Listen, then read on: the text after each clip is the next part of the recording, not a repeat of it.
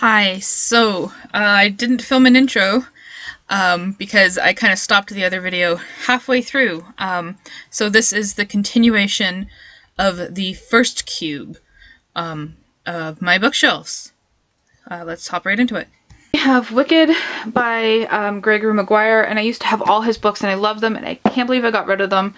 I really regret that, but at least I held on to Wicked, which is the story of the Wizard of Oz from the Witch. Well, it's not the story of the Wizard of Oz, it's kind of like takes place before the Wizard of Oz, of the Wicked Witch of the West.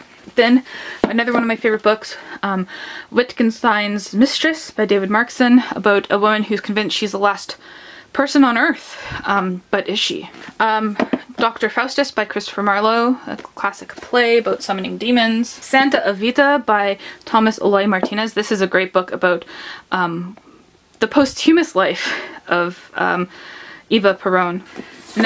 That's one of my favorite books too, Santa Evita, and this is another one, The Heart is a Lonely Hunter by Carson McCullers. This book, the writing is just so beautiful. I love this book. Here we have the beginning of Stuart McLean. He actually continues onto the shelf in case you can tell. I love Stuart McLean. I love The Vinyl Cafe. This is actually not about The Vinyl Cafe. This is a non-fiction book he wrote about traveling to small towns in Canada. And this is The Vinyl Cafe. The Vinyl Cafe are just a series of short stories that most of them feature the same family, and they're just very short, sweet stories. And then we have these books, which are quite interesting. These are both by David Macaulay, and they're illustrated books. You can't fit them in frame. We have Castle and Cathedral, and they're basically about life in the castle, but also about the architecture and the building of castles, with great illustrations in there. So here we have 21 Things You May Not Know About the Indian Act, which I read last year, and oh my god, I don't have the words. The Indian Act is a legal document of how the Canadian government interacts with the Indian population, the indigenous population. Another book from from 2020, Two Trees Make a Forest by Jessica J. Lee, made my all-time favorites list as well. And back here we have The Dispossessed, which was another favorite read from 2020 about anarchy versus like capitalism. Here we have this James Joyce book, Dubliners, but this actually has like pictures, contemporary pictures I think is what they called it, so pictures from around the time this was written. So I thought it was pretty cool to have a copy of this. Is that... Oh, I saw the hat and thought that could be James Joyce himself, but no. And then it's with the stories from Dubliners. This is this James Joyce section, and there's more back here. I have a fascination with the man. The Bloomsday Book, which is a guide through Joyce's Ulysses. That's probably the most well-known guide for Ulysses. And then I have this one too, which is Icon Critical Guides for both Ulysses and a portrait of the artist as a young man. Okay, and then we have Stephen Hero, which you might not recognize, but this is actually the first draft of a portrait of the artist as a young man. Lots of James Joyce's works on here. I think, actually, we'll pull this out because this is the university class that I took, Studies in Prose Fiction by James Joyce. So this, I believe, contains articles and stuff, and as well some of his poetry, which I suggest you just skip because it's really bad, and his play, Exiles, which again is just about men wanting to sleep with each other's wives, and I suggest you skip that as well, because James Joyce was a weird creep. Look at that, another James Joyce book. I don't have a fascination with this weird man at all. James Joyce A to Z, it's just a reference guide, and it's like really intense reference guide to him. Let's just continue with these big books since they're here. Here we have Illustrated Tales from Shakespeare. What is this doing with all the J's and L's, you ask? Well, this is actually adaptations of Charles and Mary Lamb, who adapted Shakespeare plays for children. So it's a nice illustrated copy of all the short stories that they wrote based on his plays. And this last big huge edition here is the complete C.S. Lewis signature collection, Metamorphosis and Other Stories by Franz Kafka. Then I have the Finnever Tapestry by Guy Gavrilke. This fantasy series is amazing. And then we have Jack Kerouac's On the Road, which I need to reread and tag because I love this book. I just love the writing in it. And then we have One Flew Over the Cuckoo's Nest by Ken Casey, the well-known movie with Jack Nicholson, but the book is actually pretty good. We have some Stephen King here. We have Finders Keepers and End of Watch. And I don't have the first book, Mr. Mercedes, on here because I think I lent it to my dad. But this is his detective series. This was actually the first Stephen King I read. And then I have It, which I've read, and lovely annotated. This book is amazing. Thomas King's The Inconvenient Indian. I highly suggest you read this book. It's not just Canadian. It was selected for Canada Reads, but by golly, this book. More Thomas King. This is actually what I read first from him, The Truth About Stories, and this is just about, you know, telling stories and what it means to us. This book is awesome. This is The Latency Paradox of Barrett Trufflehard by Ultraquan. He's a fellow YouTuber, and I saw this book and I bought it. I didn't ask for it. I wanted to, you know, help out a fellow YouTuber. Yeah, and it's about a weird detective. I'm just noticing a lot of my books are about detectives, but he's more like a government detective, and it's a really weird science fiction world. This I want to reread again. I want to reread all these books, I say. Reaching Mythmina by Stephen Hayton.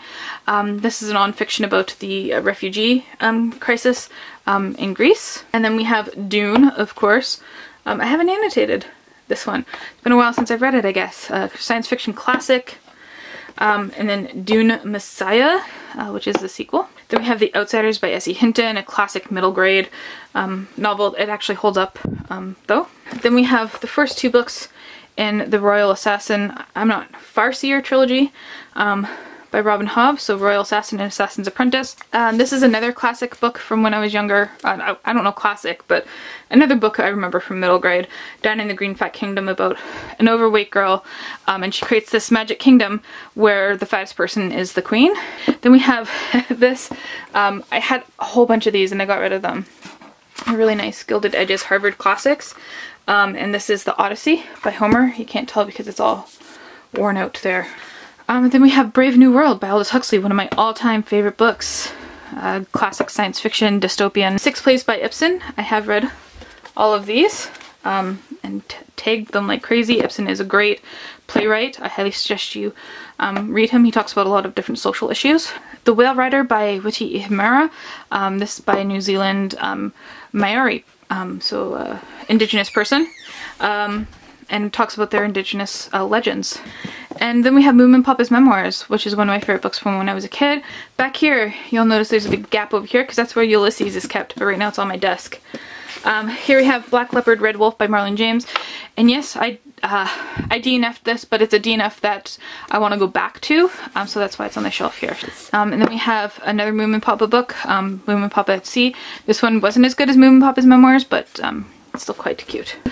Breaking Free by Rachel Jeffs. Her father is Warren Jeffs, who was the leader of the fundamentalist Latter-day Saints cult, the Mormon fundamentalist Mormons. You might have heard them talk about, and this is her growing up in it and then escaping, and it is horrible, the things that happened to her. Then we have The Fifth Season by N.K. Jemisin, and I read this in this physical format, but then I listened to the second book on audio, and I have yet to finish the third book, but this book is mind-blowing. This is really good.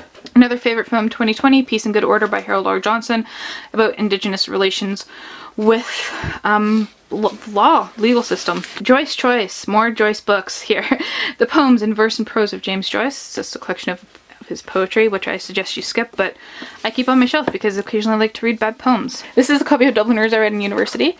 I wasn't very good at annotating that, but oh my gosh, this line is my favorite. His soul swooned slowly as he heard the snow falling faintly through the universe, and faintly falling like the descent of their last end upon all the living and the dead. And that's the last line of The Dead by James Joyce. I highly suggest you read that.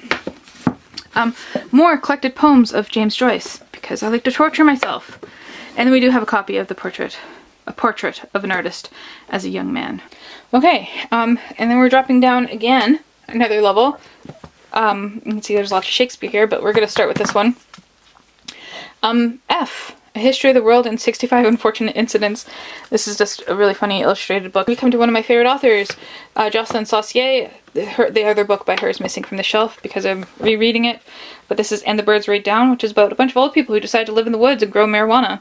Then, of course, we have the children's classic from the 90s, Scary Stories, More Scary Stories, and Scary Stories 3. Scary Stories to Tell in the Dark. These are just horror stories for kids. That Dead Man Dance by Kim Scott. This is a really good book about when the prisoners and colonizers first came to Australia, Western Australia.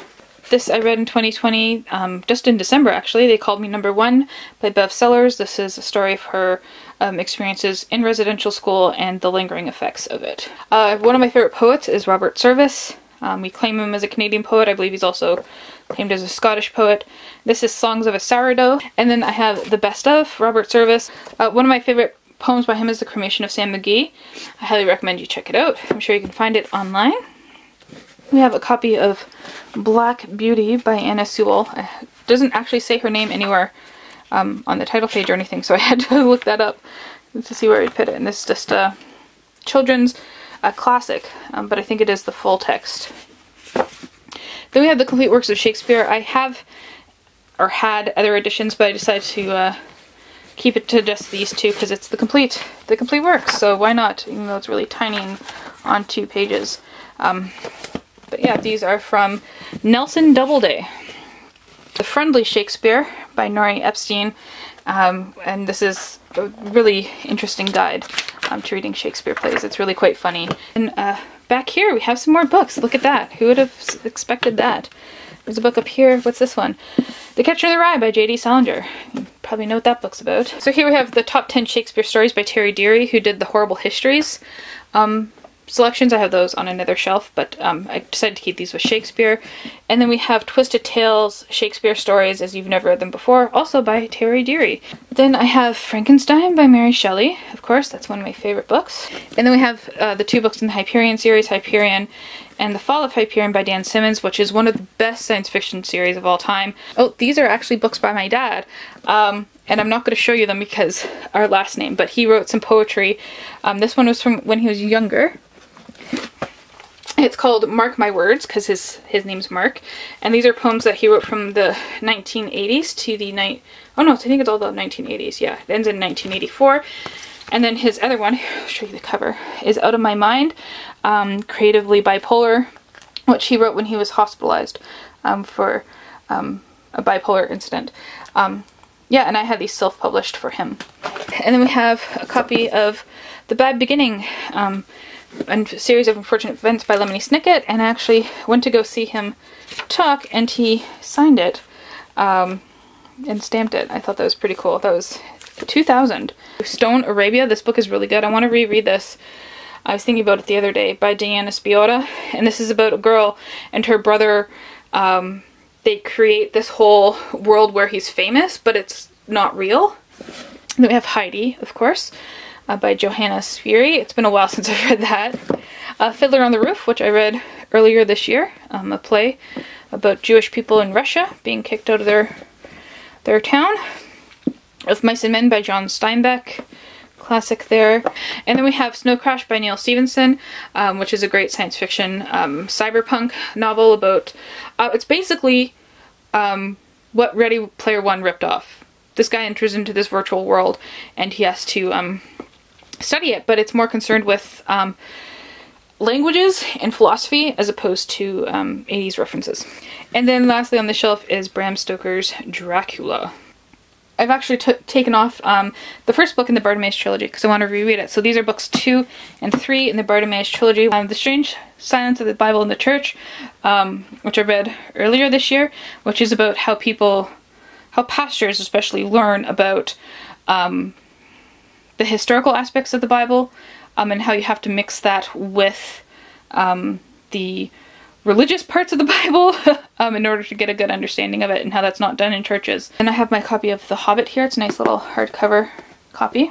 This is a great book as well, The Death of Vishnu by Manal Suri. This is actually the first in a trilogy. This is about a poor Indian man, like he's homeless and he's dying on steps and the world going on around him. Perfume by Patrick Siskind, which is a very weird book about a guy who's obsessed with smells and murder. And Gulliver's Travels by Jonathan Swift, just, you know, some classic literature there. Seven Fallen Feathers by Tanya Talega, which I read and made my top list of nonfiction books this year, about mysterious students dying in one of the northern cities. The Secret History by Donna Tartt. I really enjoyed this book, but I have a lot of questions about it too. That's a whole other video. And then we have my copies of the Lord of the Rings. So there's the Fellowship of the Ring, the Two Towers, and back here we have, shoved in there, these are crammed in there, The Return of the King, the last one. Oh, Venus on the Half Shell by Kilgore Trout, which is a character. Kilgore Trout is a character from Kurt Vonnegut's works, but this book is actually written by Philip Farmer under Kilgore Trout's name, and this is just like a fun romp. Like, you can't take this seriously at all. It is really just a fun science fiction romp. The Unabridged Mark Twain, which I haven't read all of his works. I've read some of his short stuff, but I kept it out here because I don't want to wrap that book and feel like I have to read all of it. Then we have Annihilation by Jeff Vandermeer, and this book is amazing. I really enjoyed this book. I have two books by, well, technically by Vincent Van Gogh. This is Dear Theo, which are a series of letters between Vincent and his brother. Really quite interesting. And then this is just Van Gogh by Vincent, it's called, and it's just his pictures but with excerpts from his letters there, maybe talking about the paintings or about the time of the paintings. Here's another Harvard Classics. I can't tell you what it is until we open it, but I really like the gold lettering here. And this one, oh, this one's the Aeneid. The Aeneid by Virgil. Around the World in 80 Days by Jules Verne. It's actually a mystery. Interesting. Journey to the Center of the Earth. I don't know whether I want to hold on to this. It was interesting, but they don't actually really make it to the center of the Earth. And then we have Armageddon in Retrospect by Kurt Vonnegut.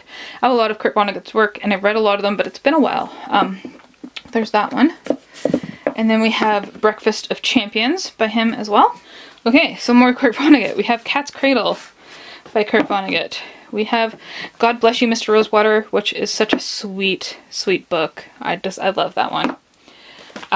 Player Piano by Kurt Vonnegut, which is one of his earlier ones. Not as good as his other works, but still Kurt Vonnegut, right? Slaughterhouse-Five. Yes, I put a sticker on this book. It was for a video. And then we have Timequake by Kurt Vonnegut, which features a lot of Kilgore Trout. And then Welcome to the Monkey House, which is a series of short stories. And then we have, yes, Infinite Jest. No, it's not in the reread pile this year because it's massive. It's huge. It's gigantic. Then we have David Walliams, The Boy in the Dress. I love David Walliams as, I've seen him on quiz shows, and I liked him, and he's a children's author. Then we have The Castle of Otranto, one of the first ever novels by Horace Walpole. And then we have the first two, and that should actually be three because number 3 is back here. First 3 books in the Boxcar Children's series. I think this was one of the first books I read, or had read to me, that really kind of struck me as like, I think I like this kind of stuff. I think I like reading. Yeah, it's about a bunch of orphans. And beside that we have The Martian by Andy Weir, which I listened to an audiobook and highly recommend that you do. I just like having physical copies on my shelf to kind of remind me of good books. We have All Systems Red by Martha Wells, the first book in the Murderbot series. I think everyone has that and loves it. They're really good. And then we have Charlotte's Web by E.B. White, another classic children's book. I love this copy of Walt Whitman's poetries. I think this is just Leaves of Grass. Rudy Vibe, I think is how you say his name. Peace Shall Destroy Many. This is about Amish families in Canada during World War II. Then we have this cool folio edition. I saw this, just had to have it. It still has the sticker on it. which is really nice. This is the only way I'll be able to afford folio editions, is finding them at thrift stores. That's just The Wit of Oscar Wilde. The complete Oscar Wilde. You'll see that I also am fascinated with weird Irishmen, because him and James Joyce are both Irish. And this is just his complete works. And then I have The Picture of Dorian Gray edition that used to be very popular on BookTube. These are the cloth-bound Penguin Classics. And then which collection of Oscar Wilde and Strange Irishmen would be complete without a giant book about him that's has pictures and some illustrations in there. Yeah, so there we go. Oscar Wilde. And that's the last book for this video. We will continue on to the next half of this bookshelf in another video. Thank you for watching.